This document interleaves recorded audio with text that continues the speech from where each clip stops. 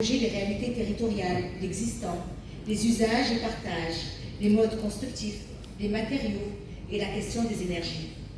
D'autres, directement inspirés de réflexions, proposeront une architecture transformant éventuellement l'existant, sans chercher coûte que coûte à construire du neuf, valorisant le bois et plus globalement les matériaux renouvelables et écologiques, s'appuyant sur la proximité des ressources, les savoir-faire locaux, tout en privilégiant des solutions techniques simples et robustes.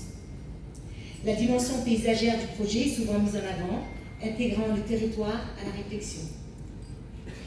Vous savez, ce n'est pas si simple d'être architecte. Architecte, c'est vivre d'une autre manière que les autres. C'est tout comprendre de ce qui nous entoure. Vivre en essayant de comprendre le milieu où on vit, notre environnement, le climat, le sol, l'air, le vent. Mais surtout, nous construisons l'humain.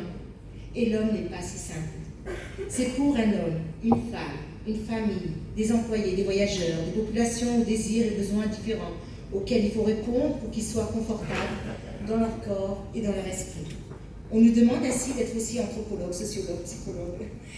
Et cela doit être interprété par des dessins, par des couleurs, pour réaliser une sculpture de tout cela. Cela est un acte créatif, l'architecte étant aussi un artiste.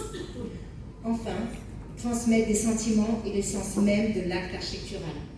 Ainsi, un architecte se doit lui-même de porter des sentiments nobles pour pouvoir produire de la générosité, de la chaleur humaine, de la bonté, être heureux intérieurement pour pouvoir transmettre tout cela dans son geste et surtout être sage pour optimiser, être réaliste pour pouvoir concrétiser la grande ville idéale aux grandes valeurs morales.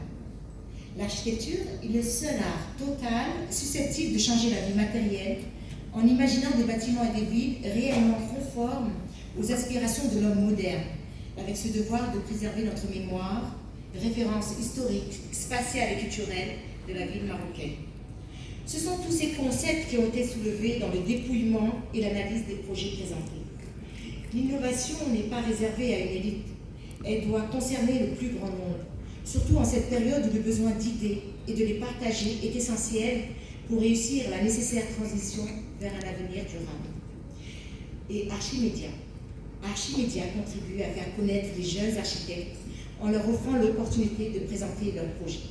Et donc moi, en fait, je voudrais remettre un trophée à Fou Akalay, à bien sûr son papa, Sarah Khatou, Lina Chati, Kauta Ounir, Leila Chawi, Bad, enfin,